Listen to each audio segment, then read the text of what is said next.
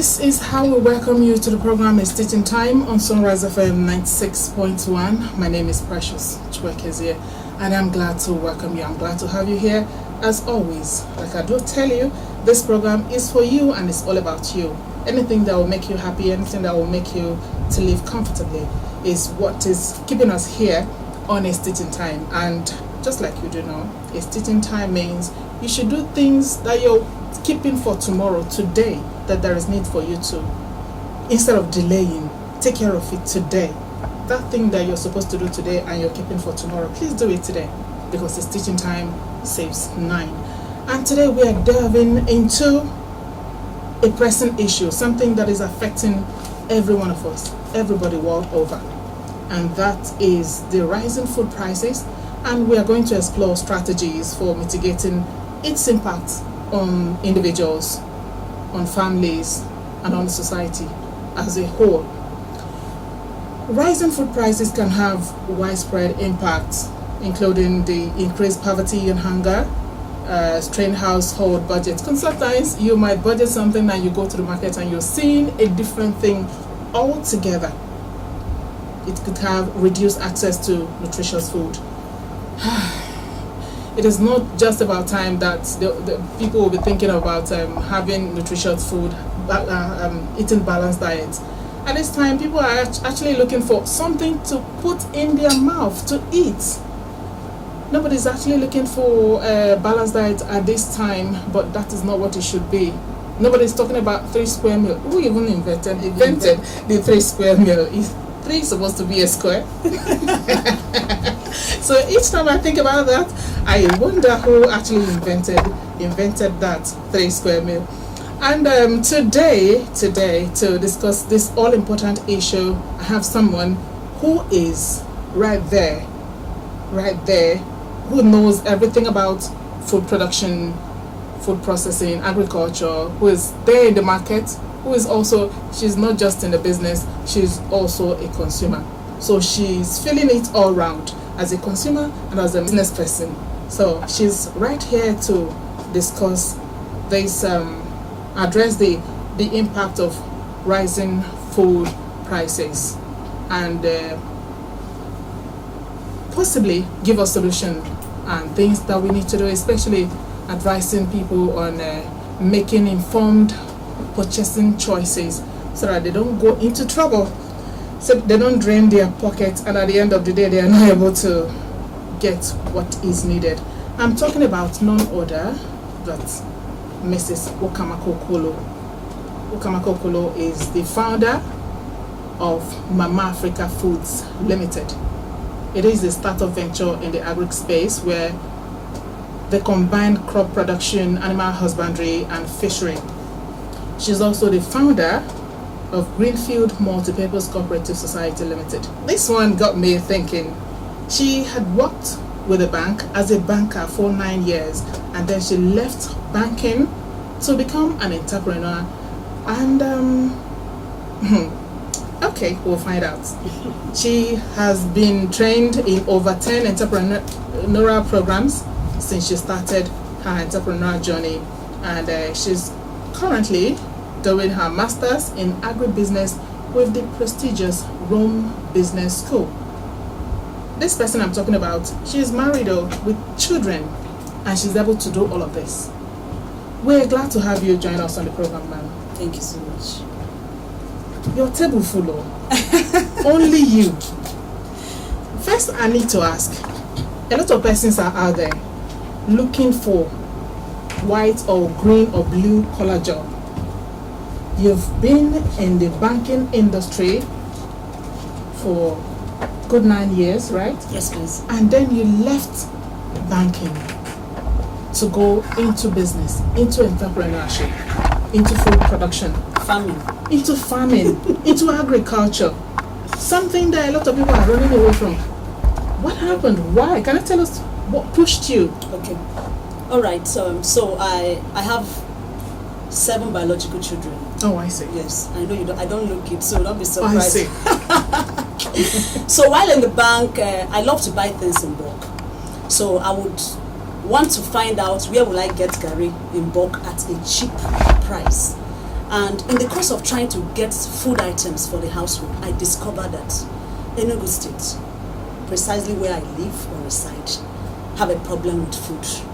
Yes, there has been generally food scarcity in the state. It's unfortunate, or, well, not unfortunate generally, but because some of us had seen this before now. So what is happening now is not really a shock to us. It's just a realization of what has been there. You understand? So Enugu State, we don't have food here. That's it. So I was telling myself, in the event I leave the banking system, that I'm going to go into food production. We need to change the narrative. We can make Enugu State a food producing state, and that is exactly what we have been doing for the past 2 years. We've not gotten there, but they said a journey of 1,000 miles starts with a step. Amazing. I would like to be like you when I grow up. Yeah. Okay. So coming to the matter of the day, can you share with us your observation on how food prices have impacted, the rise in food prices have impacted your business and your customers as well? Okay. First of all, let me tell you that what most people buy now, I was happy when you mentioned that people are no longer looking at balanced diet, but they're just looking for something to eat. One of the things people buy now is gari, sugar, and groundnut. Terrible. Gari, sugar, and groundnuts. As in a day we can sell, let me say like, as in 100 naira groundnuts, we can sell over maybe 2 pints. Compared to what it used to be. Yes, because it's no longer about, is it balanced or it's not balanced? It's about, let me have something to put in my stomach. So you see that the things that you sell more now, and we're not talking about class now, is the thing reach everybody. It reach everybody now. You understand? So before now we could get like 10 kilos of beef, 20 kilos of beef, and in 2 days it's gone. But 10 kilos of beef, we're selling it for 1 week to 2 weeks. Whoa. Yes. Unlike people coming in to buy a kilo of beef, we sell even quarter now. Quarter kilo of beef, so that it just gets to everybody. As in how your pocket say be, we feel help you. That's what we have. That's the level we are. Just like you said, they reach everybody. So it's not something that is affecting a few persons. It's a general disease. You see customers who before now could come into the shop, I want this, I want this, I want that. They are not even interested in the price. You just tell them the total and they pay. Now, how much are you selling this one? How much? Because he wants to compare. You understand? He wants to make a better budget or make better purchases for the family. Oh wow. It's really a terrible situation. It is. Really. It is. Okay, so how do you source your product? Do you have some of them produced yourself? Yes. Or do you buy all of them that you sell? No, we have some we produce. Currently, our poultry farm has been on since last year, and there's no going back. Okay. We're rather increasing our production. You understand? For the last batch, we did 250. The next one, we're doing 300.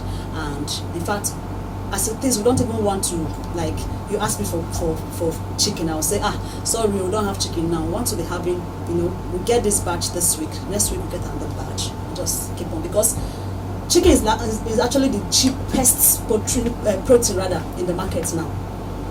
Chicken. And it's something we can actually produce here. So if we're saying, beef is expensive, cattle is expensive, we can't even go for it. What about chicken? What about chicken? We can do that. Everybody can actually have a little, pen at the end at the back of the house and do this. Okay. Now that you produce some of the things you sell, compare it to when you buy everything you sell, as in before now. It's better actually producing than buying everything. Yes. Okay. Because now I can actually sell to even resellers, those who can resell or those who would resell. So selling to the final consumers, they have to buy it. They end up buying it at a cheaper rate. And you make more money when you produce what you sell. Yes. My I see. Yes, and the stress is less. And two, you are able to like impute what you want. For example, if I'm going to the market to buy organic chicken, you know there's a difference between organic and inorganic. Explain to us, Biko. Okay. Organic chicken or organic production of whatever means that you do not impute artificial boosters. And these artificial boosters are not even healthy for us. You understand? Yes, they will make your beds to grow faster within In a short period of yes, time. but in the long run, you understand, organic is more nutritional and healthier. You understand? For consumption. So yes, for consumption. So, and I am somebody who is passionate about health. You understand? So I'm happy that I'm doing this myself. So if I'm telling you it's organic, it is organic. You understand? It's Okay. organic. And interestingly or funny enough, you are still getting this organic at even a better rate than the inorganic. Okay. Yes. That's interesting.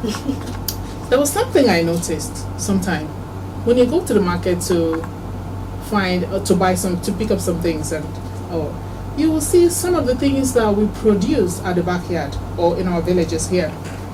When you price them and they will tell you it's so amount and you ask them Why? why is it so costly, and they will tell you Are you not in this country? don't you know the price of dollar, the exchange rate? And it gets me wondering, what has the exchange rate got to do with what we produce at the our backyard? Okay. So what is really happening? All right. So let me give an example of what you're saying now, Gary. A painter of yellow Gary goes for as much as 3,000 in the market. So maybe in the street you could get it for It's more than 3,200, that, yeah. 3,500. And then white Gary is going for 2,500 to 2,700 in the market, even 2,800 in the market. So now I think this is the highest I've seen. Yes, this is the highest I've seen all my life. I know there was a time Gary went so high, but I think it ended at 1,500 to 2,000 for yellow Gary then. So you can imagine. So now the issue is, number one, we don't have a lot of us in the agri sector. That's the number one challenge we have. Because imagine if we have, let me say, 1 million persons in Enugu producing Gary. You can't tell me dollar syrup. We'll talk about dollar now. You understand? So that is the first challenge. The first challenge we have is that there are a few people have been left in the agri sector to deal with these things. So they can easily manipulate the market. They can easily, do whatever they want with demand and supply, and we are their messes. You understand? That is one. Then two, because we have few people in that sector, that's the agri sector. Of course, and these people actually are the village women or village men. Except for a few of us who have, who say, we go die here. Now here we do. You understand? So, now, this dollar thing is also affecting them. So let's not be ignorant of that fact. Okay. Do you understand? They have to sell this Gary. And this Gary is their main source of livelihood, remember. So they have to survive too. So when they go to buy other things, that the dollar is affecting. You now get it. So that is why, not just them, you understand? The dollar thing is actually, because sometimes I sit there and say, God, I know they use dollar, but I don't even get dollar account. So why would somebody be telling me dollar? Exactly. You Even understand? when you want to buy vegetable, they will tell you dollar. Yeah, so it now comes back to what the country is suffering generally, because we are a consuming country. As at today, we are still a consuming country. If we can dive into producing 50% at least of what we consume here, to go along with, our problem will begin to reduce. But until we get to that point. You mentioned that there are a few of you guys in the agri sector. What do you think can happen? What should people do, or what should the government do to ensure that a lot of people look that way, venture into agriculture? Okay. Because just like you said, we are not producing up to 50% of what we consume. Yes. What is the way forward? What can be done? All right. For those of us who have decided to come into farming, nothing is going to stop us. Nothing is stopping us. The first thing the government can do to help us is to encourage us by way of training, by way of giving us inputs. Precious, earlier this year, some of us, or those of us who identified as poultry farmers, were called or invited to Federal Ministry of Agriculture, Enugu State here, and we were promised some inputs, which is encouraging. You understand? Now, guess what? On the day of receiving that inputs, or those inputs, I as a person got only 6 birds. 6 birds. What will you do with it? Okay.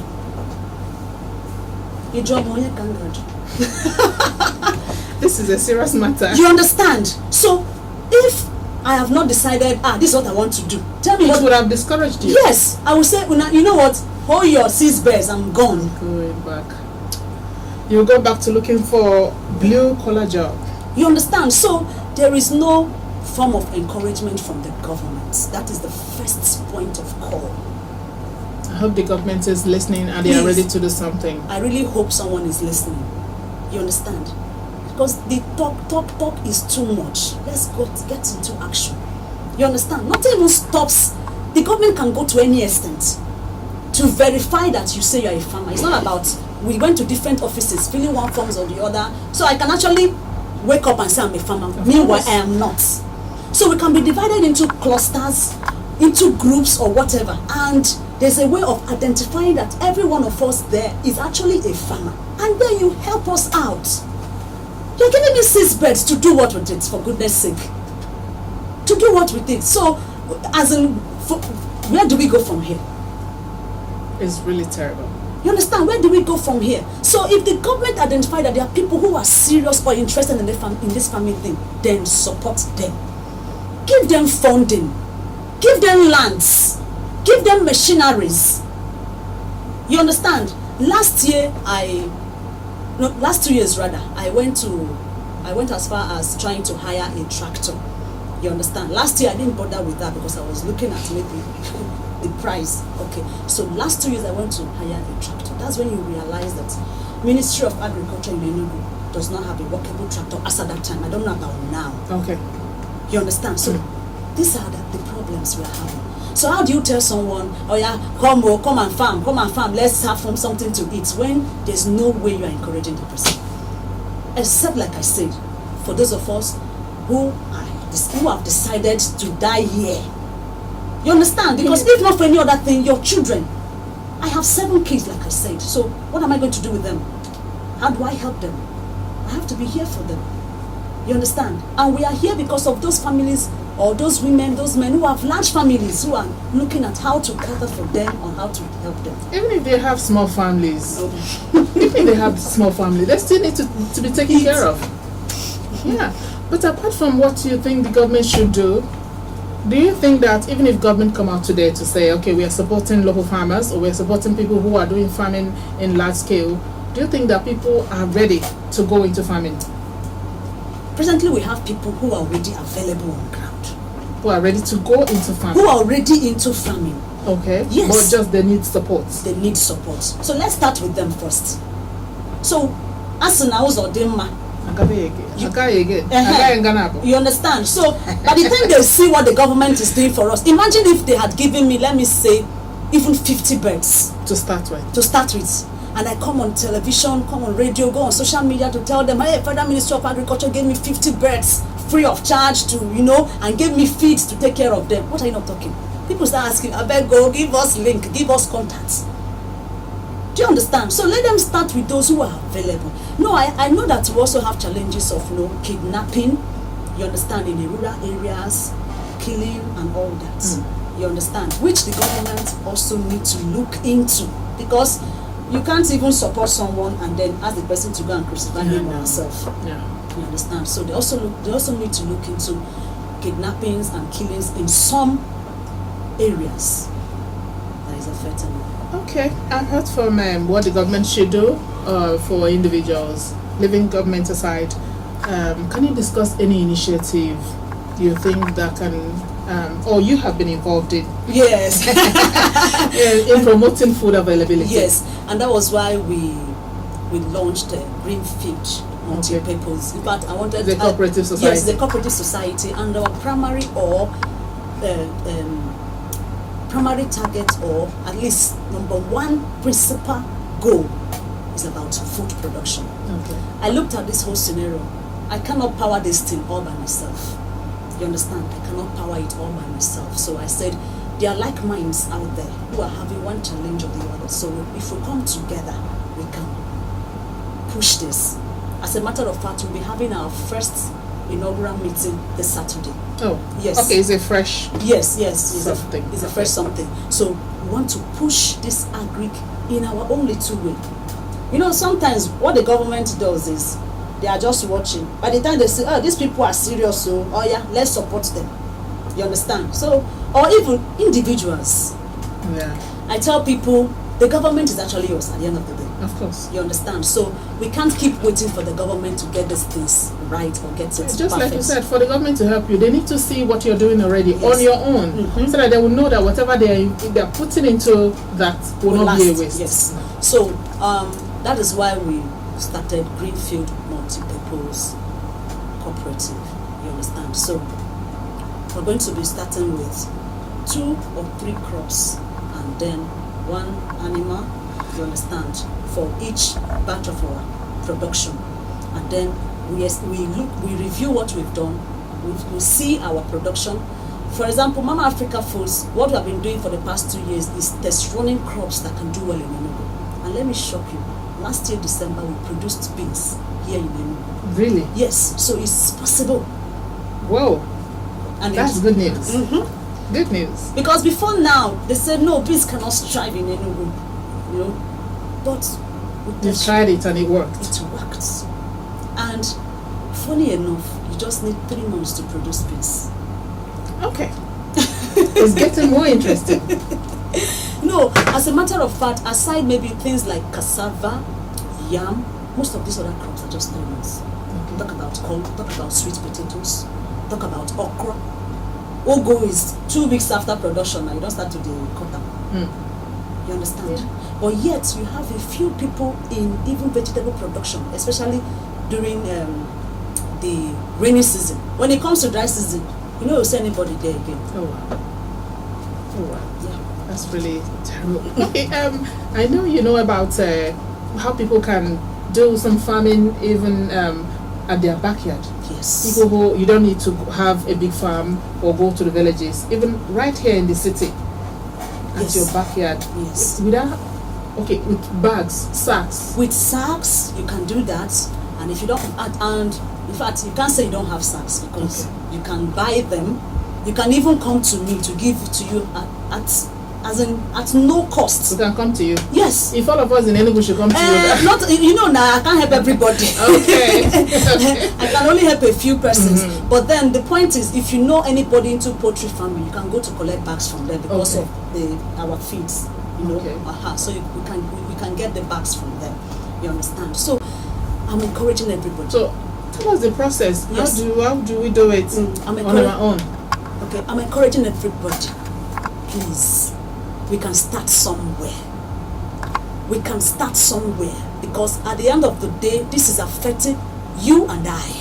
Let's forget about the government now. At your backyard, in your front yard, side yard, sideways yard, you can do something. Okay. You understand? You can get bags. You can produce yam in bags. You can produce ugu in bags. You can produce sweet potatoes in bags. As in, there are just a few things you cannot produce with bags now. A lot of these things you can produce them with bags. You can also start with the natural soil in your compound. In fact, my compound now, there's no space anywhere. There can't be space anywhere. We're also producing dates. Dates. Wow. At the back of my house, not even in the major farm, at the back of my house. Wanted to know, can dates do well in Enugu? Like I said, we're just testing a lot of things. Can dates do well in Enugu? So there's virtually no excuse for any one of us. Imagine if you're producing ugu during dry season. During dry season alone. Or go get Ghana must go to carry the money. And I'm also here to help you sell. Because we have buyers and we don't even have enough supplies. So it's not about, if I produce, who will help me to sell? Consult Mama Africa Foods. We're here to help you. Consult us for your farming too. As far as you're in Enugu here, we will assist you at no charge, because our primary goal or our target is to ensure that we have food in Enugu. It's a terrible situation. If you are single or you have just maybe 1 kid or 2 kids, you might not really understand what we're talking about. But if you be like me, we pack 7 or 10, we pack children the everywhere. person go understand. You go understand, say, we're in terrible times and we need to do something about this.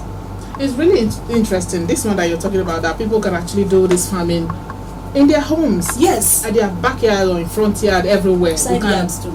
At side yard too. You can actually do anything. Yes. You can grow yam, fresh pepper. so that you will not need to spend so much buying virtually everything that you need to cook. You understand? Because tell me, when maybe if you are a civil servant and they pay you your salary at the end of the month, take the whole money to the market and you will come back with, you'll be wondering whether or not you lost money in the market. Exactly.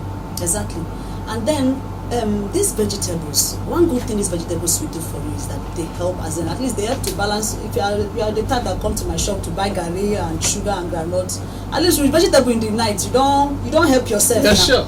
Do you understand? So my people, let's help ourselves. So let's forget the government and help ourselves, please. And again, this, if we start doing some of these things ourselves, it will help in the reduction of the food prices. What are you not talking about? But that's the main solution. It will bring it down, because number one, you're not even going to the market anymore to buy, for example, ugu. You understand? You're not going to the market anymore, so exactly. You don't even know that a bunch of ugu is now 1,000 naira. You're saving that 1,000 naira for something else that you're not producing. You understand? So imagine if you're producing ugu and producing sweet potatoes. He is producing, birds, chickens. The other guy is producing water leaf. You understand? And the product, it will make our lives easier. As I speak to you now, there's no sweet potatoes in Enugu. As in, you get money to buy them, but you will not see it. You don't even see it to buy. Oh wow! Oh wow! So, some of your customers, when they come to you to buy some things that they complain, how do you communicate to them about the changes in the price of things? Well, it's not like it's strange or it's happening only at our shops. You understand? But yet you still have to pacify them that we're doing, number one, we're doing our best, you understand, to bring down the cost of these things. Number two, you can support our farm. We have a farm. People say, you farm? Yes, come and support us. Because if we have more funding, we can produce more. We don't need to wait for maybe the rainy season before we can produce, like we are doing now with the cooperative. We can, produce all year round. Yeah. We have a section for maybe yams, we have a section for this, we have a section for that, and all that. So we just keep on encouraging them. Okay, sometimes I advise the customers, you understand, I want to eat beans and rice, and I say, okay, why don't you go for 2 cups of rice and then a cup of beans, you understand, instead of waiting to buy in pints or half pints. We sell as small as even cups. Okay. You understand? That way they can eat their balanced diet. Yes. Oh wow. Okay, so for you now, as a market person, you are in the market, you are in the farm, you are everywhere. You are the training ground. You are everywhere. So looking ahead, what do you see as the biggest challenge and opportunities for market traders like yourself in addressing the impacts of the increase in the food prices? Okay. All right. Number one is I've actually touched on that. That's having a lot of us coming into this sector. You understand, to maybe boost our food production or boost our food security. Let's start with Enugu. Like I've always said, Enugu is my state, and I'm passionate about the state. Whatever is going to make the state to progress, to prosper, I'm interested in it. And one way to help people is by having them eat food. And person when eat food, now they think correctly. Yes, sir. And person when eat food, now you go tell make you go thief, or that you can advise don't go and steal. You understand? Now person when eat, now you go tell don't go and do oloshi. Don't go and do that. Don't go into kidnapping and all that. But when someone is hungry, they say an idle mind is devil workshop. A hungry man is also the devil's workshop.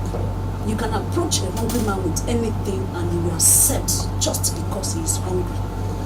You understand? So if a lot of us can come into the public sector, you understand, that is one way of beating hunger. Okay. That is one way of combating hunger. That is one way of dealing with malnutrition. And then that will be our starting point anyway. Okay, and that will be a good start. At this point, we appreciate you so much for being here and for giving us the secrets. We will come for more because at this point we are Oliver Twist. You've given us some, but we will come for more because we need to get things going. And just so you know, our special guest today has been Ukamaka Okolo. She is the founder, Mama Africa Foods Limited, and also the founder, Greenfield Multipurpose Cooperative Society. And it might interest you to know that she left her banking of 9 years to venture into agriculture. And she is happily married with 7 children, like she said, and she's comfortably taking care of them with her. Oh my goodness, I need to come to you. Okay, and that's it. That's our guest for today. She's been so helpful. She's given us a whole lot of tips on how to start and some secrets. We'll come to her for more. And we thank you so much for being here today. We appreciate you. Thank you. Thank you so much. Just like our guest said today, a lot of persons need to venture into agriculture. Stop looking, stop waiting for white collar job or blue collar job. Stop waiting for government to provide employment for you. You can go into farming and make a difference there. We need to mobilize and take action at this point. It is something that we can do. We can take care of this on our own. Then government will come and support us. But for now, we need to start. And we need to take action now, because now is the right time. Because the Stitching Time saves 9. I thank you immensely for being part of today's edition of A Stitching Time. Don't forget to join us every Monday and Friday, 4:15 p.m. I need to take a big sigh. Thank you once again for being there. My name is Precious Chukwuezie. Keep staying tuned to Sunrise FM 96.1.